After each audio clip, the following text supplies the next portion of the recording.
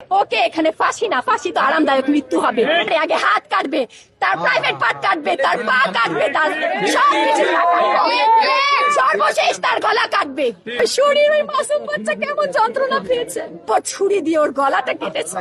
তার কষ্টটা, তার চোখ, আপনি ভেবে দেখেন কতটা যন্ত্রণা তার হয়েছে, তার চোখ বন্ধ হয়নি। ওর যখন মুখ চেপে ধরেছে, ওর কেমন যন্ত্রণা হয়েছে। আপনাকে চেপে ধরি, আপনি আমার চেপে ধরেন, ফিল করেন তো। কিন্তু আমি পুরুষ, আমার ওই বাচ্চার লাশ দেখে আমি কান্না আটকাতে পারিনি। স্যারের কাছে যখন গেছি, উনি কান্না করে দিয়েছে, আমার নিজের চোখে দেখা। আমাকে কাঁদতে দেখে উনি বলছে আপনি মহিলা, দ্রুত কাঁদবেন। কিন্তু আমি পুরুষ, আমার ওই বাচ্চার লাশ দেখে আমি কান্না আটকাতে পারিনি। আমি ফোন ভিতরে ভিতরে ঠিক করেছি যে যত তাড়াতাড়ি ধরবো। আপা আমি ধরেছি, আমি আপনাকে আমার আইনের প্রসেস ছাড়া বাইরে কাজ করতে পারবো না। তো আমি রিকোয়েস্ট করব, যারা আইনে আছে তারা দ্রুত ব্যবস্থা করুক। একটা এক্সাম্পল এমন দিয়ে দিক যেন সবার জনমনে এরকম খারাপ মানুষের মনে আতঙ্ক চলে আসে।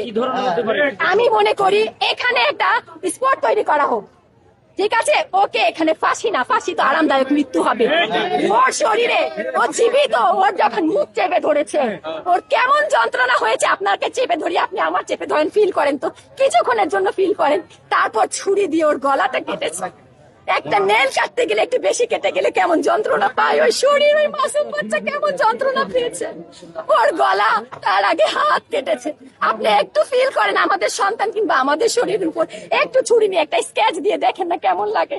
ওর শরীর আলাদা করেছে, তাকে যেন এই ফাঁসি না দিয়ে তাকে যেন গলা কেটে গলা পরে আগে হাত কাটবে, তার প্রাইভেট পার্ট কাটবে, তার পা কাটবে, তার সবকিছু সর্বশেষ তার গলা কাটবে। কিন্তু আগে তার শারীরিক যন্ত্রণা দিক, বুঝুক যে কাউকে যন্ত্রণা দেওয়া কেমন হয়, সে ফিল করুক আমার রামিসা কেমন কষ্ট ভোগ করেছে, কেমন কষ্ট সে পেয়েছে, তাকে সেরকম কষ্ট। এখানে একটা স্পোর্ট, আমাদের দাবি একটা জনসম্মুখে একটা বিচার করুক, একটা এক্সাম্পল দিক সরকার, যে হ্যাঁ সরকার পারে, একটা করুক। এইখানে ওর বাসার সামনে ওর মা যেন চোখ দিয়ে দেখে, ওর মা যেন দেখে, ওর এলাকাবাসী যেন দেখে, আর বাকি শরীরের জনমনে যেন আতঙ্ক আসে, এই কাজ যেন না হয়। কলকাতার একটা রেপের ঘটনা শুনেছিলেন, একজন ডাক্তারের যখন অতিরিক্ত টর্চার হয় তখন চোখ থেকে রক্তক্ষরণ হয়। ওই মেয়েটার সাথে তাহলে কতটা নির্যাতন হয়েছে, কারণ সে তো অজ্ঞান ছিল না, অসুস্থ ছিল না যে দমটা বের হয়ে গেল। তার কষ্টটা, তার চোখ, আপনি ভেবে দেখেন কতটা যন্ত্রণা তার হয়েছে, তার চোখ বন্ধ হয়নি, তার চোখ দিয়ে তার রুটা বের হয়েছে। আল্লাহ তাকে জান্নাতবাসী করুক, তার মাকে ধৈর্য ধারণ করার ক্ষমতা দিক। কিন্তু এই কষ্টটা একবার বাসায় শরীরে স্কেচ দিয়ে আপনারা ফিল করার চেষ্টা করবেন যে কতটা যন্ত্রণা সে সহ্য করে। এই জন্য তো আমরা আতঙ্কিত, শঙ্কিত।